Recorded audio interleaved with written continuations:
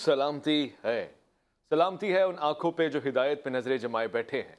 सलामती उन कदमों पे जो हिदायत की राह पे गामजन है। और सलामती है सोच के ऊपर जो हिदायत को तलाश करती है। तमाम तारीफ़ें खुदाए बुजुर्ग बरतर के लिए जो वहदुल्ला शरीक है, ना कोई सानी है ना कोई हमसर है। दुरूद लामहदूद महबूब रब्बुल वदूद राहतुल आशिकीन मुरादुल मुश्ताकीन हज़रत मोहम्मद मुस्तफ़ा, आपकी आले पाक, आपके जानिसार अंसार और असहाब पर। ज़ालिमन, आप देख रहे हैं अलिफ लाम मीम। मैं आपका मेज़बान मोहम्मद उवैस रब्बानी तहे दिल से आपको कहता हूँ खुश आमदीद। आज का दिन बड़ा है। ये तो अंग्रेज़ी की तारीख में 1 फरवरी बहुत इंपॉर्टेंट होती है, क्योंकि आज 6 रजब के हिसाब से और 1 फरवरी के हिसाब से एक बड़ा इंसान इस दुनिया में आया जिसने बड़े कारनामे दिखाए, बड़े सारे लोगों को इस्लाम में दावत दी और फिर बड़ा ताज पहना और फिर बड़े सब्र का मुजाहरा किया। बड़ी अकीदत और मोहब्बत के साथ सरकार और सरकार की आल का बड़ा रिश्ता उसने कायम किया और फिर बड़े बड़े लोग उससे प्यार करने लगे। बड़ा सारा वक्त गुजर गया मगर उसकी बड़ी सारी अहमियत में ज़रा बराबर भी कमी नहीं आई। आज हम ख्वाजा गरीब नवाज जनाब अल-मारूफ, आपका इस्म गराबी हसन, आप सिस्तान के इलाके से ताल्लुक़ रखने वाले, ईरान से हिंदुस्तान की तरफ आने वाले और हिंदुस्तान के कमो बेश लाखों लोगों को, एक अंदाजे के मुताबिक 90 लाख और फिर दीगर मुसलमान करने वाले, हिंदुस्तान की सरजमीन को इस्लाम का पैगाम देने वाले, अपने मिजाज, अंदाज, तौर तरीके, आदाब, अखलाक, मुस्कुराहट और रहन सहन के ज़रिए लोगों के दिलों में इस्लाम का घर बनाने वाले ख्वाजा गरीब नवाज अल-मारूफ मोइनुद्दीन चिश्ती रहमतुल्लाह अलैह, आप पे सलाम हो। आपकी बरकतें, फैज़ आज भी जारी है हिंदुस्तान में। लोग मुसलमान हो जाते हैं, लोग अदाकार भी होते हैं तो आपकी दहलीज पर आते हैं, अपना सलाम पेश करते हैं, आपकी बारगाह में आके खुदा रब्बुल इज़्ज़त से हाजत तलब करते हैं, अकीदत के रिश्ते बरकरार रहते हैं। आज आपके दिन को हम मना रहे हैं, सेलिब्रेट कर रहे हैं, सवालात भी कर रहे हैं, जवाब भी पूछ रहे हैं और उसका सिलसिला भी तसलसल के साथ जारी है। 6 रजब उल मरजब की इस तारीख को किसी भी तौर से दबने नहीं दिया जा सकता। हिंदुस्तान के मुसलमान बिलखुसूस इस प्रोग्राम को देख रहे होंगे, पाकिस्तान भर में बहुत सारे चाहने वाले हैं, मुरीदीन हैं। ये तरीक़त है और इस तरीक़त के आप शहंशाह हैं, बड़ा कमाल आपको हासिल है। मैं इसी तसलसल में प्रोग्राम तो ख्वाजा मोइनुद्दीन चिश्ती रहमतुल्लाह अलैह पे करूँगा, सवाल जवाब भी मेहमान खुसूसी से ख़ास तौर से पूछूंगा, मगर इसी तसलसल में उस वक्त के बदले हुए भारत को आज फिर से किसी ख्वाजा मोइनुद्दीन चिश्ती रहमतुल्लाह अलैह की तलाश है, क्योंकि आज का भारत कर्नाटका के इस खबरनामे के ऊपर पूरा का पूरा मबनी, ज़रा गौर कीजिएगा, मुलाहिज़ा फरमाइएगा कि मुसलमान ख़वातीन को उर्दू पढ़ने के ऊपर, मदरसा जाने के ऊपर और हिजाब करने के ऊपर इसी भारत के एक हिस्से में सख्त पाबंदियों का शिकार बनाया जा रहा है, साथ जो ख्वाजा की ज़मीन पे बसने वाले हैं। ख़वातीन और हज़रात, ये मामूली बात नहीं है। ये फैसला तो 1947 को हो चुका था, मगर हम पर बड़ा एहसान है उन हस्तियों का कि जिनके मज़ारात वहाँ पर हैं, और कोई कम नहीं, निज़ामुद्दीन औलिया रहमतुल्लाह अलैह, दीगर शख्सियात, और इन लोगों पर जो वहाँ के मकामी हैं उन पर ज़्यादा एहसानात हैं। वो मानते हैं, बहुत सारे हिंदू मुरीद मैंने देखे हैं जो इस दरगाह में जाते हैं।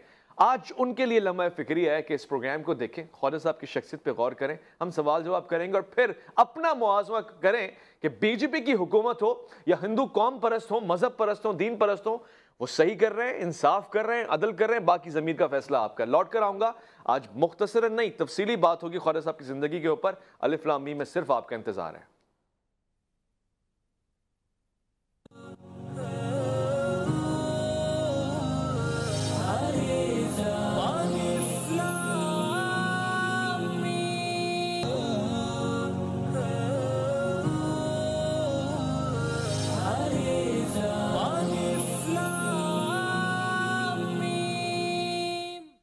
खुश आमदीद कहूँगा अलिफ लाम मीम में। ख्वाजा मोइनुद्दीन चिश्ती रहमतुल्लाह अलैह गरीब नवाज अल-मारूफ, मैं आज के हवाले से ये डेडिकेशन उनको दे रहा हूँ। और जो शख्सियात हमारे दरमियान तशरीफ़ फरमाए, ये खासा है पाकिस्तान में, वो मुहिब्बीन अहल बैत, मुहिब्बीन सहाबा, मुहिब्बीन औलिया जो इस तसलसल को जारी और सारी रखे हुए हैं। मैं आज भी कहूँगा कि ख्वाजा साहब के सिर्फ मुरीद ही नहीं बल्कि उनके चाहने वाले वो हैं जो उनके काम को जारी रखे हुए हैं। और ये पाकिस्तान का ख़ास है कि जिन शख्सियात को अपने दामन में लिए बैठा हूँ, इनकी मोहब्बत, इनके अमाल, ये इस चीज़ से बहुत ज़्यादा ट्रांसपेरेंट है, रेलेवेंट है। मैं अल्लामा इकरामुल हसन कादरी साहब को खुशामदीद कहना चाहता हूँ। आज ख्वाजा साहब पे गुफ्तगू करने के लिए आप मौजूद होंगे। साथ साथ अल्लामा डॉक्टर जमील राठौर साहब तशरीफ़ फरमा, मैं आपको भी खुशामदीद कहना चाहता हूँ। ख़वातीन हज़रात, पहले ही सवाल को ख़ास वक्त को कम जानते हुए मैं इकराम साहब, अल्लामा साहब से भी ये बात करूँगा, मगर ख्वाजा मोइनुद्दीन चिश्ती रहमतुल्लाह अलैह ईरान के थे, हिंदुस्तान तशरीफ़ लेकर आए, इस्लाम की तालीमात, वो कौन सा जादू था कि इतनी कसरत में लोग ईमान लेकर आए और फिर वो अमल कंटिन्यू रहा? आज के दौर में कोई ऐसा हीरो कम नज़र आता है हमें। بسم اللہ الرحمن الرحیم۔ سب سے پہلے تو میں آپ کو اپنے جملہ ناظرین کو آج چونکہ چھٹی شریف کی نسبت سے حضور خواجہ خواجگاں خواجہ غریب نواز رحمۃ اللہ تعالیٰ علیہ کا ذکر خیر ہے تو عرس پاک کی مبارکباد پیش کرتا ہوں۔ جی دیکھیے، ہم جب اسلاف امت اور بالخصوص اولیاء اور وہ اولیاء کہ جنہوں نے تبلیغ دین کا بیڑا اٹھایا ہے اور دنیا کے کونے کونے میں پہنچے ہیں، اگر آپ مزارات پر جائیں اور کچھ نہ کریں، آپ کو ان کے مزارات کے ساتھ ایک کتبہ یا ایک آپ کو پلر نظر آئے گا جس پر ان کی سوانح حیات لکھی ہوئی نظر آئے، اس میں آپ اور کچھ نہ بھی پڑھیں، ان کی جائے پیدائش اور جائے وصال کو آپ پڑھ لیجئے، واہ، آپ کو دونوں میں سملیرٹی بہت کم ملے گی۔ یعنی اگر کوئی پیدا ایران میں ہوئے ہیں تو ان کا وصال اجمیر میں ہے، اگر کوئی عبداللہ شاہ غازی علیہ رحمہ آپ کو کراچی میں مدفون نظر آ رہے ہیں تو ان کی ولادت جو ہے وہ آپ کو عرب کی نظر آ رہی ہے۔ صحیح کہہ رہے ہیں۔ یہ پوری زندگی کے جو اسفار آپ کو نظر آتے ہیں کہ انہوں نے ابتدا کی ہے اور ابتدا کے بعد اسفار کے ذریعے سے دین کی تبلیغ کا سلسلہ آگے بڑھایا ہے۔ حضور خواجہ خواجگاں خواجہ غریب نواز رحمۃ اللہ تعالیٰ علیہ انہی مبارک ہستیوں میں سے ہیں کہ جنہوں نے زندگی کا موٹو ہی یہ رکھا کہ اللہ کے دین کی جانب لوگوں کو راغب کرنا ہے۔ ہم نے امہات کتب میں یہ پڑھا، بزرگوں سے سنا حضور کا یہ خوبصورت فرمان جو ان اولیاء اور صالحین کی شان کو مزید بلند اور بالا کرتا ہے۔ فرمایا کہ ولی کون ہے تو اس کی پہچان یہی ذکر کی گئی کہ الذین اذا رؤوا ذکر اللہ، کہ ولی وہ ہے کہ جسے دیکھ کر تمہیں رب یاد آ جائے۔ یہاں شارحین نے یہ کلام کیا ہے کہ محض دیکھنے سے کیا مراد ہے؟ فرمایا اس کی چہرے کی نورانیت تو اتنی ہے ہی کہ جو شہید ہیں، جو نبی ہیں، ان کی نورانیت پر قیامت کے دن جو ہے وہ رشک کر رہے ہوں گے۔ وہ تو ان کے چہرے کی ظاہری روحانیت ہے ہی، نورانیت ہے ہی، لیکن فرمایا کہ وہ جو دیکھ کر رب یاد آتا ہے وہ اصلاً ان کا عمل ہوا کرتا ہے۔ سبحان اللہ۔ یعنی وہ عمل کے اتنے پختہ پیکر ہوتے ہیں کہ جس سمت چلے جاتے ہیں ان کا اٹھنا بھی تبلیغ ہوتا ہے، ان کا چلنا بھی تبلیغ ہوتا ہے، اور ان کا گفتار بھی جو ہے وہ تبلیغ ہوتا ہے۔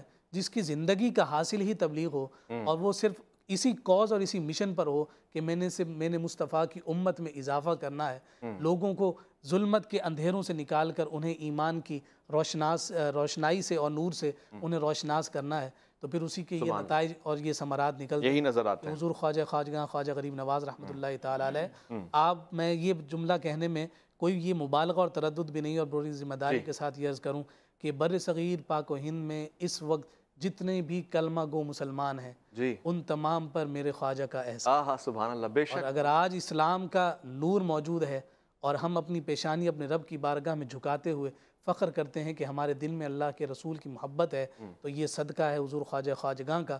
یہ سارا فیض آپ کو جو اسلام کا اس پورے خطے میں نظر آ رہا ہے، یہ ساری کوششیں، محنتیں اور یہ کاوشیں ہیں حضور خواجہ خواجگاں خواجہ غریب نواز رحمۃ اللہ تعالیٰ۔ ٹھیک فرما رہے ہیں اکرام صاحب، لیکن ڈاکٹر صاحب لوگ تو کہتے ہیں اسلام تلوار کے زور پہ پھیلا ہے، خواجہ صاحب تو اپنے ساتھ کوئی تلوار نہیں لے کر آئے تھے، پھر اتنا بڑا کارنامہ کیسے ممکن ہوا؟ بسم اللہ الرحمن الرحیم، الصلاۃ والسلام علیکہ یا رسول اللہ وعلی آلک و اصحابک یا حبیب اللہ۔ ربانی بھائی آپ نے بالکل صحیح فرمایا۔ دیکھیے، دور خلفائے راشدین کے بعد ہم دیکھتے ہیں کہ اسلام ہمیں دو حصوں میں منقسم نظر آتا ہے۔ ایک طبقہ وہ ہے جو جاہ و حشمت، حکومت، منصب اور سلطنت کے لیے لڑتا ہوا نظر آتا ہے، ٹھیک ہے نا، اور یہ وہ طبقہ ہے جس نے حکومت بھی کی، سلطنت بھی کی، بے شمار فتوحات بھی کی، لیکن وہ گردنوں پر تو حکومت کرتے رہے لیکن کبھی دلوں کو فتح نہیں کر سکے۔ اور دوسرا طبقہ ہمیں آل رسول کا، اصحاب رسول کا نظر آتا ہے جو صفہ یونیورسٹی سے چلے، نسل در نسل آگے بڑھتے رہے، انہوں نے حکومت، منصب اور عہدوں کو ٹھوکریں ماری، وہ بظاہر بوریا نشین اور خانقاہ نشین رہے لیکن حقیقت میں عرش نشین تھے۔ سبحان اللہ۔ لہٰذا وہ جن اندھیری راہوں سے گزر گئے وہاں علم و ہنر کی قندیلیں روشن کرتے چلے گئے۔ اور کوئی یہ کہے کہ جناب اسلام فتوحات کی وجہ سے پھیلا، تو یقینی طور پر فیسیلیٹیشن ضرور ہوئی ہوگی، لیکن اسلام جو ہے تلوار کے زور سے پھیل ہی نہیں سکتا ہے۔ آقا کائنات حضور اکرم صلی اللہ علیہ وسلم سے لے کر آج تک فارمولہ یہ بنایا کہ اسلام میں اگر کسی کو داخل کرنا ہے تو اخلاق سے کرنا ہے، کسی کو مسلمان بنانا ہے تو اخلاق سے بنانا ہے، اسلام پھیلانا ہے اخلاق سے پھیلانا ہے، اسلام کو بچانا ہے تو تلوار سے بچانا ہے۔ سبحان اللہ، یہ اسلام کا فارمولہ ہے۔ لہٰذا میں یہ سمجھتا ہوں کہ وہ جو سلسلہ شروع ہوا صفہ یونیورسٹی سے، اس کے تلامذہ، اس کے اسٹوڈنٹس جہاں جہاں پہنچے قرطبہ، قاہرہ، بغداد علم و ہنر کی قندیلیں پھوٹ پھوٹ کر چار جہاں عالم کو روشن منور کرتی رہی۔ اور انہی نفوس قدسیہ میں اگر آپ دیکھیں تو خواجہ معین الدین چشتی اجمیری سنجی رحمۃ اللہ تعالی نجیب الطرفین سید ہیں۔ آپ کا سلسلہ نسب 16 یا 17ویں پشت میں جا کر سیدنا علی المرتضیٰ رضی اللہ تعالی عنہ وارضہ سے جا کر مل جاتا ہے۔ اور میں آپ کو ایک آپ ہی کی بات میں تلوار اور اخلاق کی بات کروں تو میں آپ کو لاہور لے چلتا ہوں، وہاں پر آپ کو شاہدرہ میں ایک مقبرہ نظر آئے گا، جہانگیر کا مقبرہ۔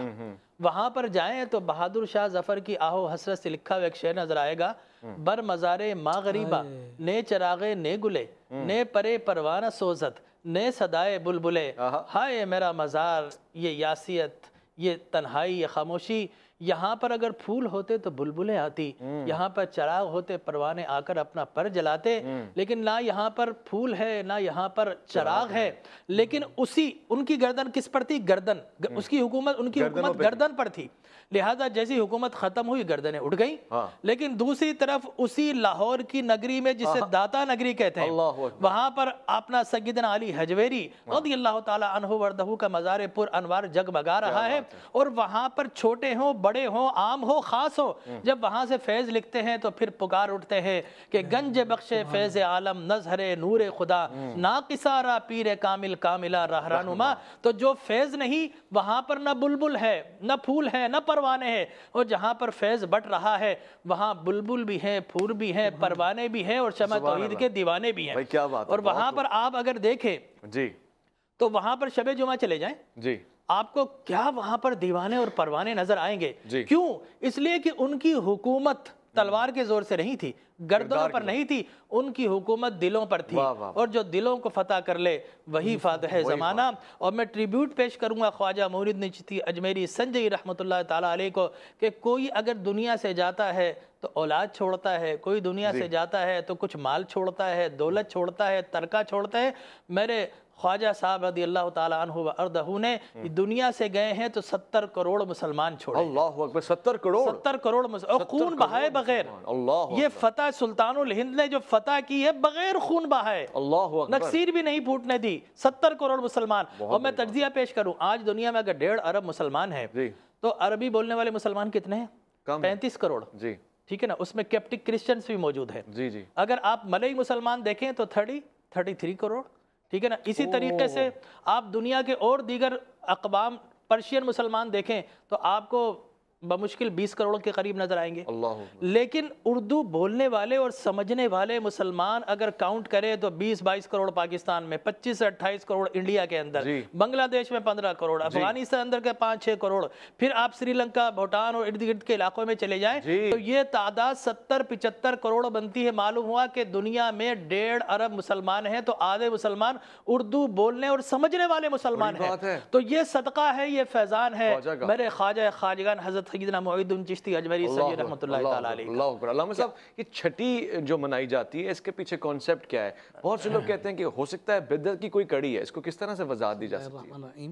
بنیادی طور پر چونکہ آپ کی جو ولادت ہے وہ تو 14 رجب ہے اور پیر کا دن تھا، اور آپ کا جو وصال مبارک ہے وہ آپ کا وصال 6 رجب المرجب کی تاریخ ہے، اور یہ امت کا طریق رہا ہے اولیاء اور اسلاف امت کا کہ وصال کا جو دن ہے، وصال کا در حقیقت جو معنی ہے، ہم تو لیتے ہیں کہ وصال کا معنی کہ ہم سے جدا ہو گیا، لیکن وصال کا معنی تو ہوتا ہے ملنا۔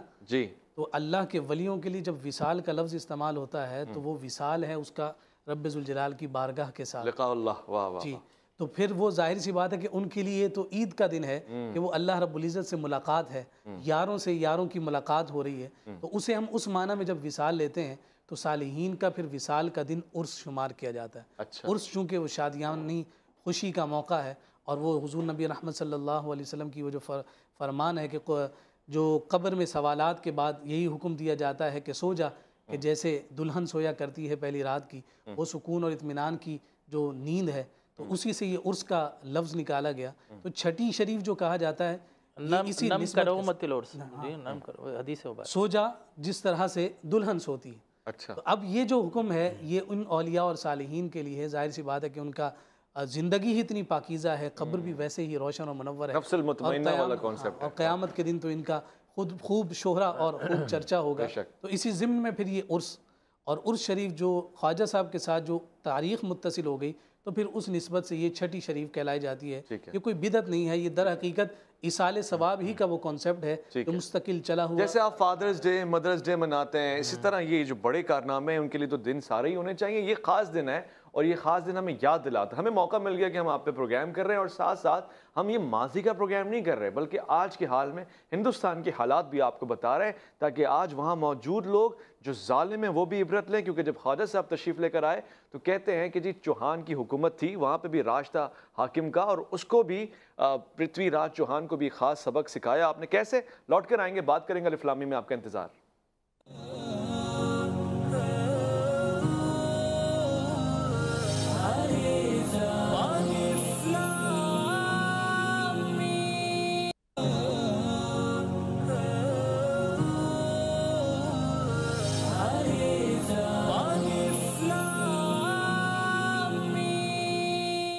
الف لام میم میں خوش آمدید کہوں گا. میں آج کے پروگرام میں خواجہ غریب نواز، خواجہ خواجگان رحمۃ اللہ علیہ کا ذکر ہو رہا ہے. آپ بہت پیاری شخصیت کے مالک بھی ہیں. آپ نے جب ہندوستان میں قدم رکھا تو رحمتیں، برکتیں، کرامات آپ کے ساتھ چلتی ہوئی آئیں اور وہ ہمیشہ آپ کے ساتھ رہی ہیں. آپ کے چہرے کی نورانیت ہو یا آپ کے کردار کی رحمانیت، سب اس سے متاثر ہوتے ہیں. ہندو آپ کا فیض لیتے ہیں اور پھر آپ کے ذریعے خدا کو پہچانتے ہیں اور پھر دین خدا کے پاس آتے ہیں. آج بھی بہت سارے اداکار، بڑی بڑی سیلیبریٹیز، بڑے بڑے سیاستدان خود سرزمین ہندوستان کے آپ کی درگاہ پہ حاضری دیتے ہیں اور بالکل ایک جیسے مرید، بلکہ کہوں گا کہ شاید کوئی خادم بن کر آتے ہیں اور خدمت میں اپنا حصہ ڈالتے ہیں اور پھر فیض اور برکتوں کے سلسلے میں اپنا جو حصہ بنتا ہے وہ بچور کے لے کے جاتے ہیں. یہ کیسے ممکن ہوتا ہے؟ خدا کیسے نوازتا ہے ایسے لوگوں کو، اور جب نوازتا ہے تو ان کو خود غریب نواز بنا دیتا ہے. شاید اس کی ایک وجہ یہ بھی ہو کہ وہ لوگوں کی ضرورتوں کو سمجھ کر، مالک کو مالک سمجھ کر مملوک کے ساتھ وہ رحمانی رشتہ رکھتے ہیں کہ لوگوں کو کھانا کھلاتے ہیں، ان سے پیار کرتے ہیں، ان کو چادر کی ضرورت ہوتی ہے ان کو چادر اڑاتے ہیں. خواجہ کو غریب نواز اسی لیے کہتے ہیں کہ جب آپ کی درگاہ پہ یا آپ کی بارگاہ میں کوئی تشریف لے کر آتا ہے تو آپ پہلے اس کو کھانا کھلاتے ہیں جو اس کی جسمانی ضرورت ہے، اس کے بعد اس کی روحانی ضرورت پہ کام ہوتا ہے. ایک اور چیز بھی ہے جو میں نے سنا، اور اس سے پہلے پچھلے سال پروگرام ہو رہا تھا ڈاکٹر صاحب، تو یہ بات چلی کہ خواجہ صاحب کا ایک طریقہ تھا، عشق اہل بیت سے سرشار تھے علیہ السلام. آپ اتنا پیار کرتے تھے کہ جو بھی پہلے آتا تھا اس کی رحمانی، میں کہتا ہوں کہ نظریاتی تربیت پہلے کرتے تھے اور کہتے تھے کہ اہل بیت سے عشق کا اظہار کرو اور اس کے ساتھ ہمارے حلقے میں شامل ہو جاؤ. اس کے پیچھے کیا وجہ ہے کہ جس ولی اللہ کو اٹھا کے دیکھیں اس کا رشتہ بڑا کلیئر ہوتا ہے باب مدینۃ العلم کے ساتھ؟ جی ہاں، بالکل آپ نے صحیح فرمایا. دیکھیں آقا کریم علیہ الصلوۃ والتسلیم کی ایک جسمانی اولاد، ایک روحانی اولاد، دونوں سے علوم و فیوز کے سرچشمے پھوٹے ہیں.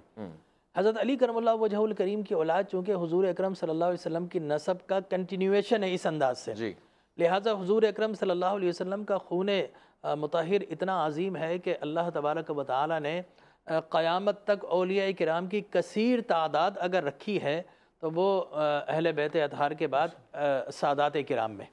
چنانچہ یہ فیض اللہ تبارک و تعالی کا کسبی نہیں ہے، وہبی ہے. ایک تو نا کہ کوئی چیز ہم محنت سے حاصل کریں، اسٹرگل سے، اور ایک چیز ہے جس کو ہم بولتے ہیں گاڈ گفٹڈ. تو یہ اللہ تبارک و تعالی نے حضور اکرم صلی اللہ علیہ وسلم کو شان عطا فرمائی کہ قیامت تک آپ کی نسل چلتی رہے گی. آپ نے فرمایا کل حسب و نسب منقطع الا حسبی و نسبی، لوگوں سب کے حسب و نسب منقطع ہو جائیں گے، میرا حسب و نسب قیامت تک جاری و ساری رہے گا. لہٰذا آپ کا فیض بھی جاری ہے اور ولایت دراصل فیض نبوت سے بنتا ہے. لہٰذا کرامت میں کہوں گا کہ یہ معجزات کا ایک تسلسل ہے جو بعد میں کرامت بن گئی، اس لیے کہ معجزہ نبی کے ساتھ ہوتا ہے. حضور اکرم صلی اللہ علیہ وسلم کے بعد کسی نبی کو نہیں آنا، اب نہیں آنا تو معجزہ بھی باقی نہیں رہنا، لیکن میرے نبی کی نبوت باقی ہے تو قرآن کی صورت میں معجزہ بھی باقی ہے. اور اس کے بعد ولایت کا تسلسل ہے اور کرامات. اور جب کرامات کا تسلسل اگر ہم بات کریں تو پھر حضرت علی کرم اللہ وجہ الکریم اور صدیق اکبر رضی اللہ تعالیٰ عنہ سے بالخصوص خصوصیت کے ساتھ ان دو نفوس قدسیہ سے کرامات کا ظہور ہونا شروع ہوا. اور پھر بعد میں خواجہ حسن بصری اور پھر غوث العظم اور پھر اس کے بعد شاہ نقشبند اور پھر شہاب الدین سہروردی رحمۃ اللہ تعالیٰ علیہ، اور پھر اسی طریقے سے بر صغیر میں خواجہ معین الدین چشتی اجمیری، بابا فرید گنج شکر، بابا کرما والے گنج کرم، خواجہ نظام الدین اولیاء رحمۃ اللہ علیہ. یہ وہ سارے کے سارے وہ ہیں کہ جن کو ایسی تربیت ملی ہے کہ جیسی تربیت اصحاب رسول کو ملی ہے، لہٰذا ان کی تربیت کرنے والے آقا کریم علیہ الصلوۃ والتسلیم تھے، اور ان کی تربیت کرنے والے اصحاب رسول تابعین اور تبع تابعین تھے، لہٰذا انہوں نے خالصاً دین اسلام کو پھیلایا۔ اب خواجہ صاحب کی اگر میں بات کروں تو آپ ایک بات غور کریں گے، اگر آپ کبھی اجمیر شریف تشریف لے جائیں، حاضر ہو جائیں، تو آپ یہ دیکھیں جس طرح مکۃ المکرمہ کی وادی پہاڑوں میں گھری ہوئی ہے، بی آئینی اسی طرح وہ اجمیر کا علاقہ بھی پہاڑوں کے درمیان گھرا ہوا ہے۔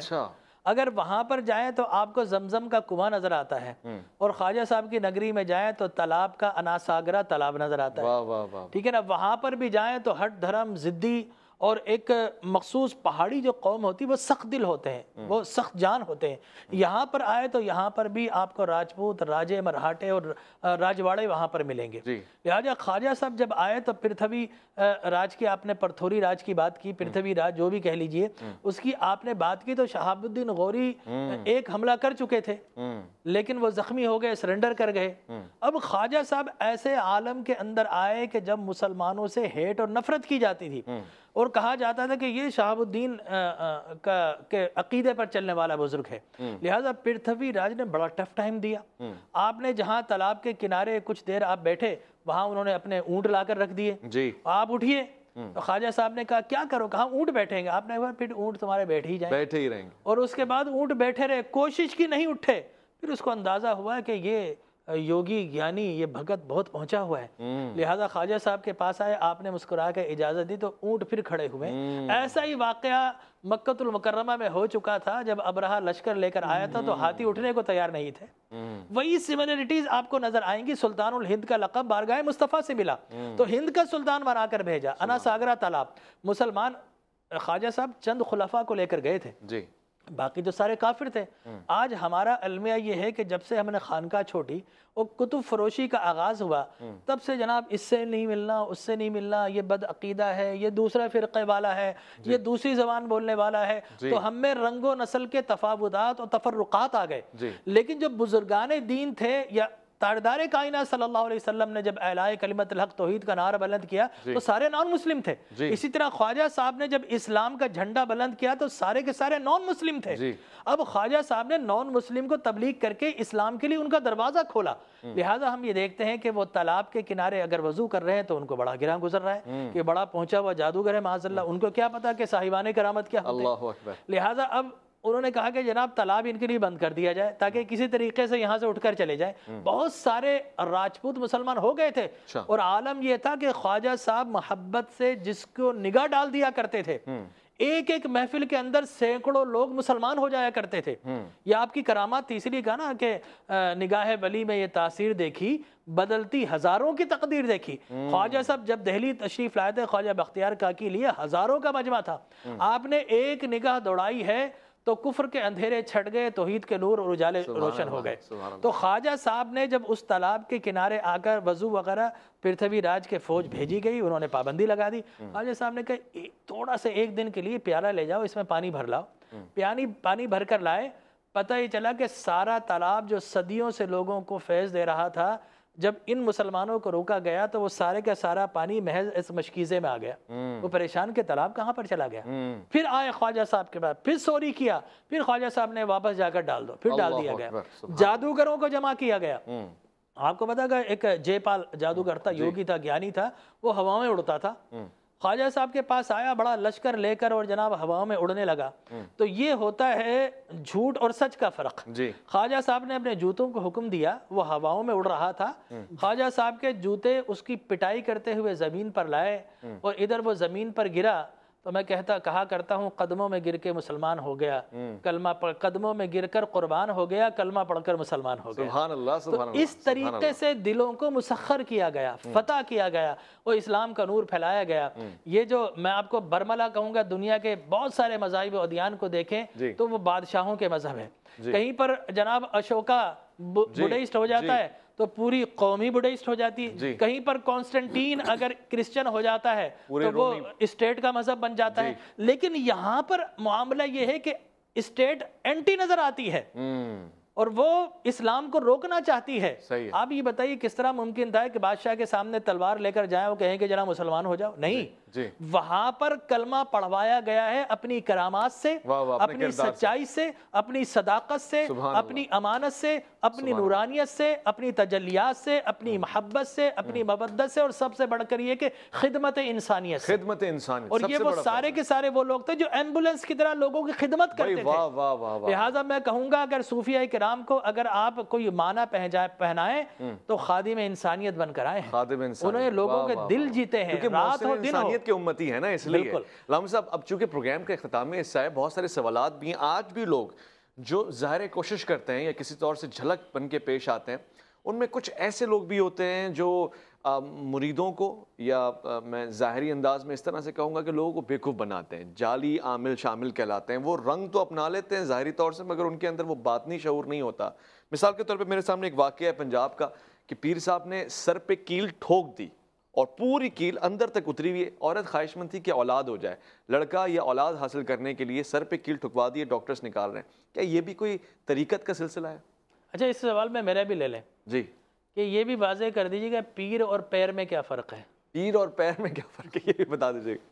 دیکھیے در حقیقت آپ اس بات کی جانب جب توجہ کریں گے کہ جہاں پر یہ ساری شعبدہ بازی آپ کو نظر آئے گی وہاں پر طریقت کا ڈھونگ اس صورت میں نظر آتا ہے کہ وہاں آپ کو شریعت نظر نہیں آتی، یعنی کوئی ایسا شخص آپ کو نظر آ رہا ہے ظاہری حلیہ اس کا خد و خال ہی ایسا ہے کہ جو آپ کی اسلامی تعلیمات سے متصادم ہے، پھر بھی آپ اس کی جانب کھینچے چلے جا رہے ہیں، اس کا مطلب یہ ہے کہ آپ خود بے وقوف بننے پر آمادہ اور تیار ہیں۔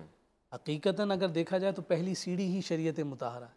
اگر آپ حضور خواجہ غریب نواز رحمۃ اللہ تعالیٰ علیہ کی ذات کو دیکھیں، کرامات کا اظہار ڈاکٹر صاحب نے بڑے واضح اور خوبصورت انداز میں کیا، جہاں جہاں جس موقع پر جس اعتبار سے کرامت کی ضرورت پیش آئی آپ نے اسی طرح سے واضح فرمایا۔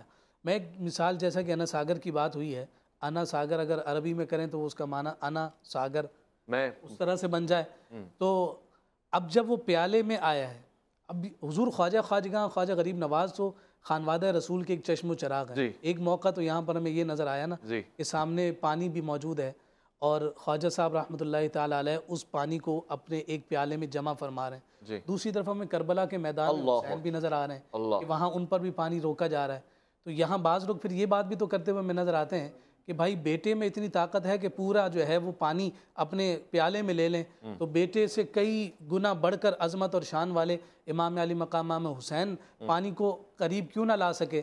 اس کا جواب پھر یہی دیا جاتا ہے کہ جہاں جس شے کی ضرورت تھی وہاں پر کلمہ کو سامنے مقابلے میں تھے، وہاں طاقت کے اظہار کا موقع نہیں تھا، وہاں مصطفیٰ کریم صلی اللہ علیہ وسلم کی تربیت کے اظہار کا موقع تھا، تو اس تربیت کو وہاں نمایاں کیا گیا۔ یہاں سامنے کافر تھے تو یہاں پر اخلاق بعد میں آئے گا، پہلے مصطفیٰ کی طاقت دکھانی کہ اگر مصطفیٰ کے خون میں یہ طاقت ہے تو امام الانبیاء کی طاقت کا علم کیا بات ہے۔ تو یہ جو چیزیں ہمارے سامنے مد نظر اور ملحوظ خاطر رہتی ہیں، جیسے ڈاکٹر صاحب نے اشارہ فرمایا پیر اور پیر میں فرق، یہ حقیقتاً اسی طرح سے ہے کہ صرف اگر پڑھنے میں لکھنے میں دونوں ایک جیسے ہیں تو ہمیں اتنی فہم یا اتنا ادراک ضرور ہونا چاہیے کہ ہم ان دونوں میں فرق کر سکیں۔ میں تو کہتا ہوں کہ وہ پیر جو ہے وہ در حقیقت ایسا پیر ہے کہ جس کو پڑ جاتا ہے تو وہ پیڑ میں مبتلا ہو جاتا ہے۔ پیر در حقیقت جو ہے وہ مجھے خواجہ حق بہو کا یہ شعر یاد آ رہا ہے کہ پیر ملیا پیڑ نہ جاوے اس نو پیر کی دھرنا ہو، یعنی وہ پیر ملا ہے اور آپ کا علاج نہیں کر پا رہا ہے تو پھر فائدہ کیا ہے؟ مرشد مل لیا ارشاد نہ منو اس مرشد دا کی کرنا ہو۔ یہ در حقیقت وہی ہے جو نگاہوں سے تعلق کو قائم کرنے والے لوگ ہیں، اپنے اخلاق کے ذریعے سے، اپنے کردار کے ذریعے سے تصوف کی دنیا کے یہ بادشاہ ہیں۔ آج کہا جائے کہ جناب تصوف کی کوئی اصل نہیں ہے، حدیث جبریل آپ کو یہ پیغام دیتی ہے، احسان کس بات کا نام تھا؟ ان تعبد اللہ کانک تراہ فإن لم تکن تراہ فإنہ یراک۔ احسان کو لے لیجئے اور دوسری طرف حقیقی تصوف کی تعلیمات کو اپنے سامنے لے لیجئے، یہ احسان ہی تھا جو آج تصوف کی صورت میں ہمارے سامنے نظر آ رہا ہے۔ حضور خواجہ صاحب کو جو فیض ملا ہے آپ اس کی جانب اس تصوف کو جوڑیں تو حقیقت آپ کو نظر آتی ہے کہ آپ کے دادا مرشد حضرت شریف زندنی رحمۃ اللہ تعالیٰ علیہ کے احوال میں ذکر کیا گیا کہ آپ جب نماز پڑھنے کے لیے تکبیر تحریمہ کہتے تو ہاتھ باندھنے کے بعد ہاتھ چھوڑ دیتے، نماز توڑ دیتے، پھر باندھتے، نماز آگے نہ بڑھاتے۔ مریدین نے عرض کیا حضرت یہ طریقہ اور یہ تسلسل کیوں؟ فرمایا جس رب کے جلووں کے لیے نماز شروع کرتا ہوں اس کا جلوہ جب تک ہوتا نہیں نماز آگے بڑھاتا۔ کیا بات ہے، یہ تو حقیقت تو دل کی آنکھ ہے۔ حقیقت تو تصوف کی یہی ہے کہ اپنے رب کی عبادت ایسے کرو کہ جیسے تم اپنے رب کو دیکھ رہے ہو، اور اگر تم نہیں دیکھ رہے تو وہ تو تم کل کی زندہ اور جاوید آنکھوں والوں کے پاس جانا سیکھیے، پھر آپ دیکھیے کہ برکتیں اور رحمتیں کس حاصل کلام ہو گیا۔ میں اکرام الحسن قادری صاحب کا شکر گزار ہوں اور ساتھ ساتھ ڈاکٹر جمیل راٹھور صاحب کا شکر گزار ہوں۔ خواتین و حضرات، آپ کا بھی آج کے اس دن کو خاص بنانے کے لیے، خاص انداز سے سمجھنے کے لیے، اس پیغام کو عام کرنے کے لیے بس اتنا کہنا چاہوں گا، ایک بڑے پیر، ایک بڑے بزرگ، ایک شیخ کی بات ہو رہی تھی جو خواجہ بھی ہیں اور ہم سب پہ ان کا کرم ہے۔ آج کے پیر حضرات ہوں یا آج کے مرید حضرات ہوں، صرف یہ دیکھ لیجئے گا کہ اس شخص نے کتنوں کو مسلمان کیا، کتنوں کو جوڑا، غیروں کو اپنا بنایا ہے، جبکہ آج کے لوگ اپنوں کو غیر بنا رہے ہیں، سرٹیفکیٹ دے رہے ہیں، کارڈ دے رہے ہیں، کنفرمیشن دے رہے ہیں۔ یہ انتہائی قابل مذمت ہے۔ یہ کم سے کم ان کی طریقت نہیں ہے، ان کا طریقہ نہیں ہے، ان کے اطوار نہیں ہے۔ اگر آپ لوگوں کو اسلام کا صحیح رخ دکھانا چاہتے ہیں تو ان کو گلے سے لگائیں، ان کی گردنیں نہ دبائیں۔ اپنا بہت خیال رکھیں گے، آپ اپنے سے بڑھ کے خیال رکھیں گے ملک پاکستان کا، اللہ کے فرمان کا، اللہ کی امان میں۔